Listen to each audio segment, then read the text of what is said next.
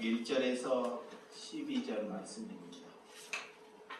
사도행전 4장 1절에서 12절입니다.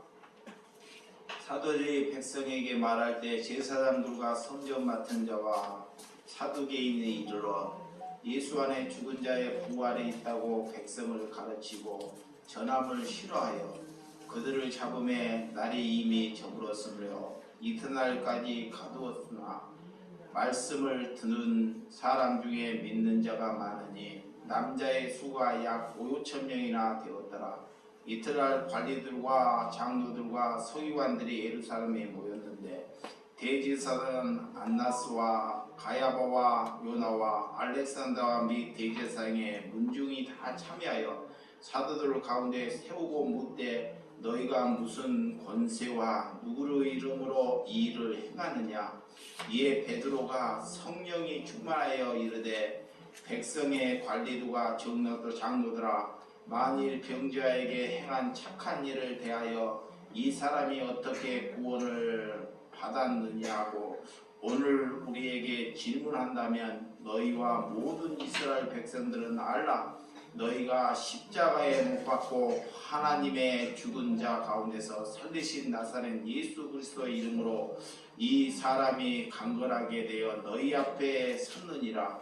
이 예수는 너희에게 건축자의 머릿돌로서 진 모퉁이의 머릿돌이 되었느니라.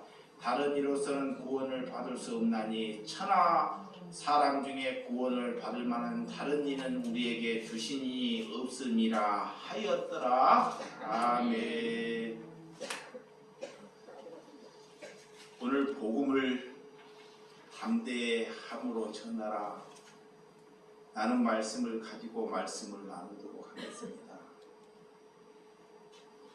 입술이 소리가 크고 내가 큰 내 열정이 있어서 복음을 담대함으로 전하는 것이 아닙니다. 복음을 담대함으로 전하는 것은 내 생각이 죽고 내 속에 있는 내 사상이 죽어갈 때 복음이 복음되는 것입니다. 우리가 복음이 복음되기 위하여 복음을 담대하게 하기 위하여 내 생각으로 말하고 있는지 내 지식으로 우리가 말하고 있는지를 잘 점검해 봐야 한다는 것입니다. 하나님께서는 우리의 속사람을 거룩하게 여기기 위해서 우리 주님이 십자가를 지셨다는 것입니다. 또한 입술이 거룩함이 같지 않고 내 삶과 내 태도가 거룩하게 여겨지지 않는다는 것은 복음의 담대함을 잃어버렸다는 것입니다. 사람에게 많이 모여서 내가 큰 웅변으로 사람을 알아듣게끔 하는 것이 담대함이 아니라는 것입니다. 하나님의 성품을 가졌는지 하나님의 사람인지 하나님을 참으로 영화롭게 하는 사람인지를 먼저 잘 기억해야 한다는 것입니다. 그리할 때 이 입술이 이 마음이 복음이 두서없더라도 말에 실수가 있더라도 하나님은 그를 향해서 담대함을 가졌다고 말하는 것입니다. 여러분, 우리가 세상을 살다 보면 수많은 두려움이나 우리에게 오는 것은 그런 두려움이나 고통이 우리에게 올 수 있다는 것입니다. 그러나 우리 안에 세상보다 더 큰 예수 그리스도가 있다면 우리는 두려움을 이길 수 있다는 것입니다.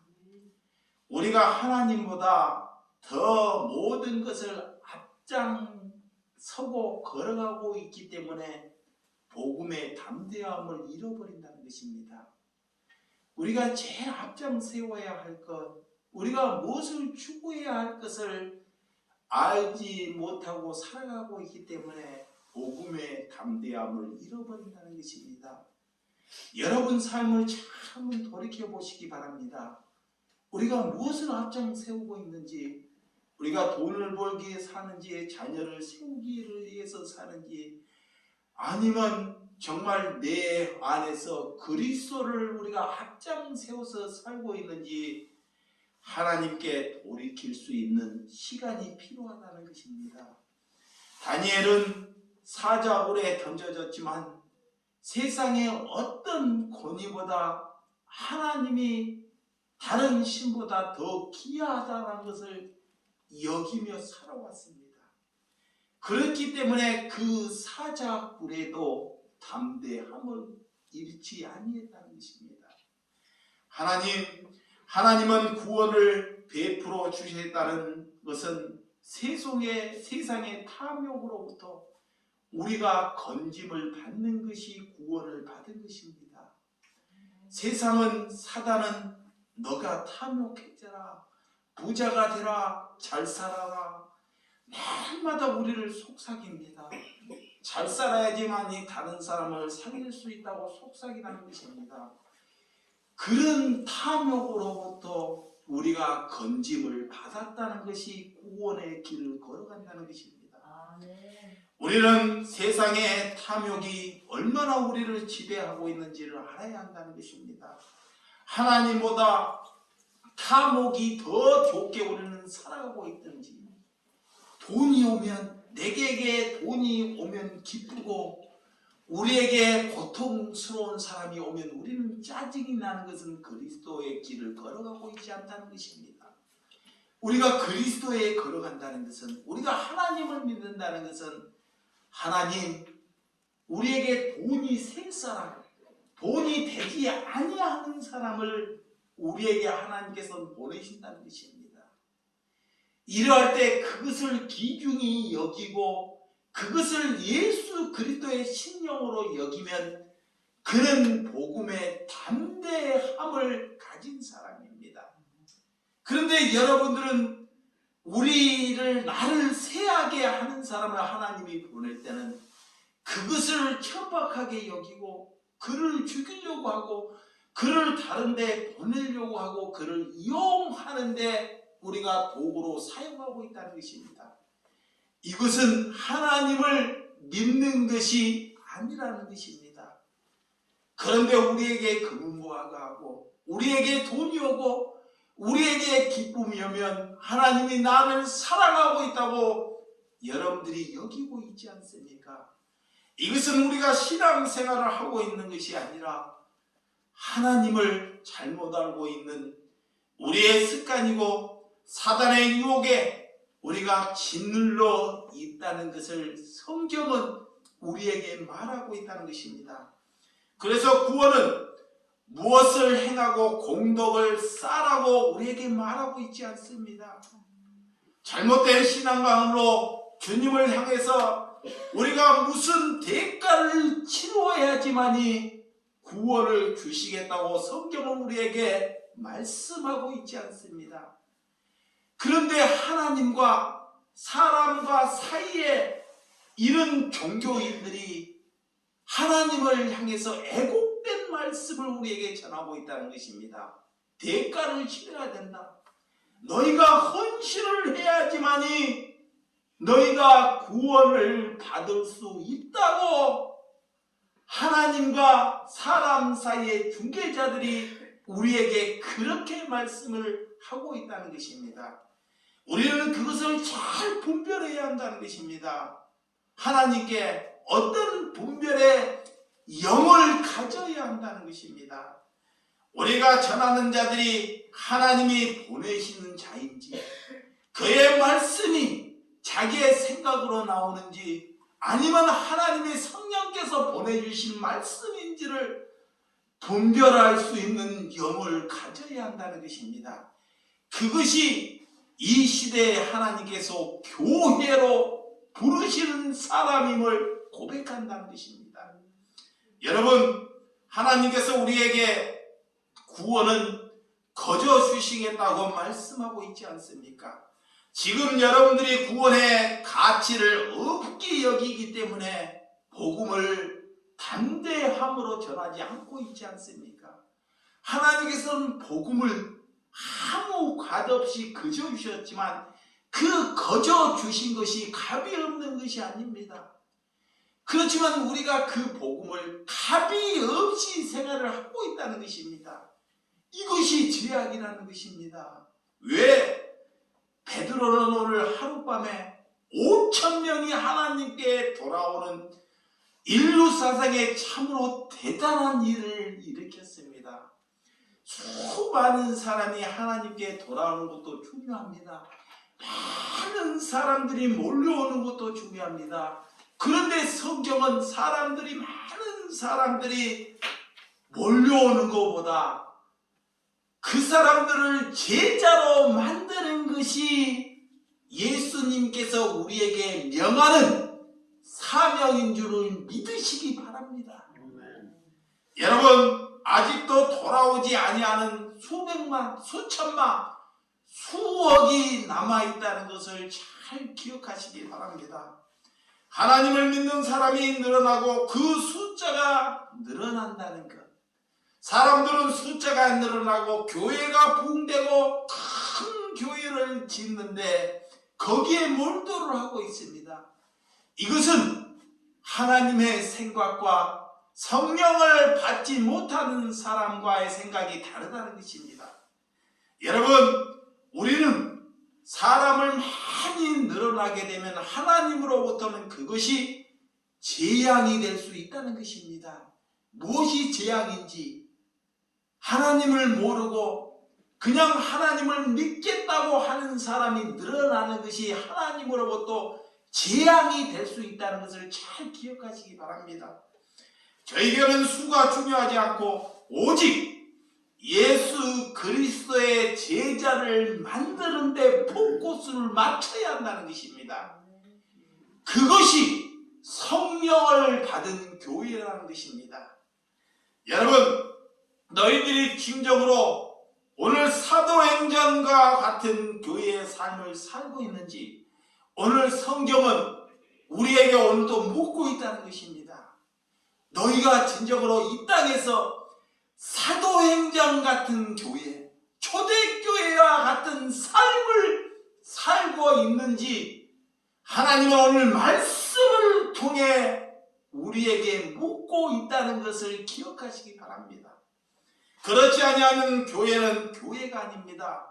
정말 어떤 사람은 목회자를 따라다니며 군중을 따라다니는 경우를 볼 수 있습니다. 본질이 아닌 것을 우리가 따라다니는 것은 종교 행위에 불과하다는 것입니다. 우리는 하나님께서 사람을 따라다니라고 우리를 만들거나 우리를 빚지 아니했다는 것입니다. 베드로는 어떤 종교 교육을 받지 아니했습니다. 그렇지만 그는 예수님이 이 땅에 공생애 동안 3년 반을 따라다니며 세상에 있을 수도 없는 산 교육을 받은 사람이 베드로입니다. 제가 말하는 최고의 신학 학문을 배운 사람입니다.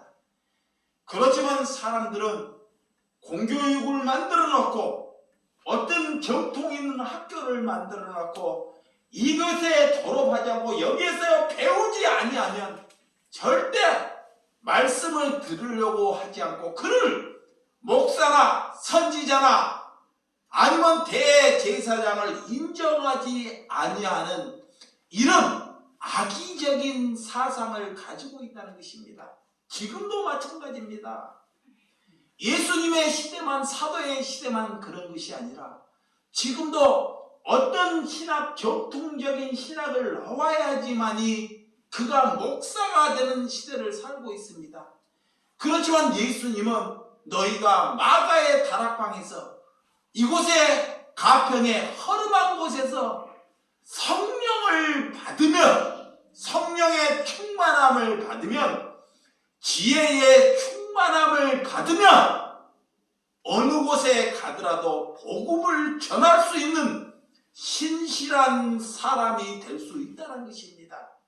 이것이 복음입니다. 하나님을 믿는 자들이 이런 심령으로 이 땅에 복음이 감추어져 버리고 성령이 감추어져 버리고 하나님의 복음의 은혜가 감추어진 시대를 우리가 살고 있다는 것입니다. 여러분, 그래서 오늘 본문 4장 1절에서 4절의 말씀을 한번 보시도록 하겠습니다. 자, 시작.